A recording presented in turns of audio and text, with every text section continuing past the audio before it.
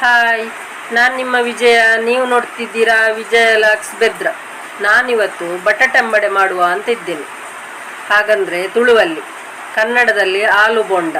ಅದಕ್ಕೆ ಈಗ 1 ಕಪ್ಪು ಕಡಲೆ ಹಿಟ್ಟು ಹಾಕ್ಕೊಳ್ತೀನಿ, 2 ಸ್ಪೂನು ಕಾರ್ನ್ಫ್ಲವರ್, 1 ಚಮಚ ಮೆಣಸಿನ ಹುಡಿ,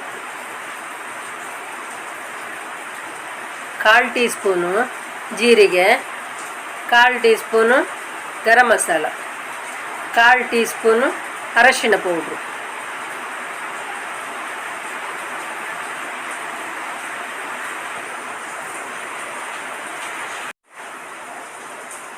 ಈಗ ಇದನ್ನು ಮಿಕ್ಸ್ ಮಾಡಿಕೊಳ್ಳೋಣ. ರುಚಿಗೆ ತಕ್ಕಷ್ಟು ಉಪ್ಪು ಹಾಕಿ ಮಿಕ್ಸ್ ಮಾಡಿಕೊಳ್ಳೋಣ.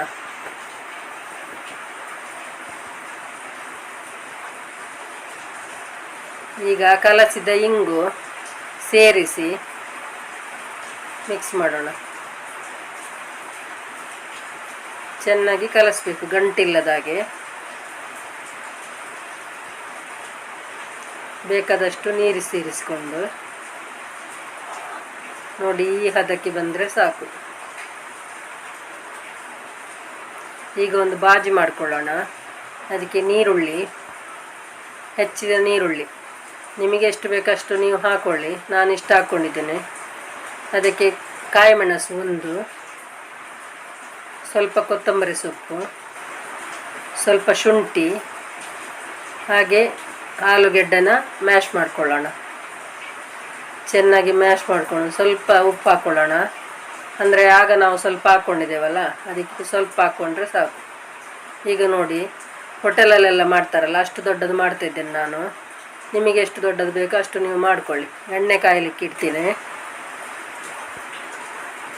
ಈಗ ನೋಡಿ, ಎಲ್ಲ ಒಂದೊಂದಾಗೆ ಬಿಟ್ಟುಕೊಳ್ಳೋಣ. ಹೀಗೆ ಬಿಡುವ.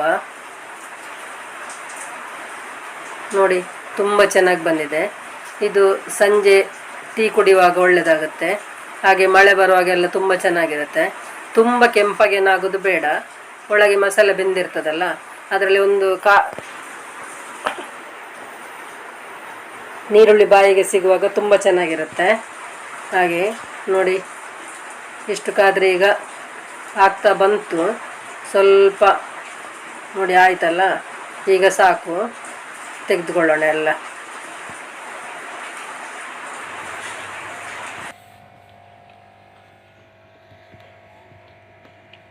ನಮಗೆ ಒಂದು 4 ಆಲು ಇದ್ದರೆ ರಪ್ಪ ಬೋಂಡ ಮಾಡ್ಕೊಳ್ಬೋದು. ಒಂದು 10 ನಿಮಿಷದಲ್ಲಿ ರೆಡಿ ಆಗುತ್ತೆ.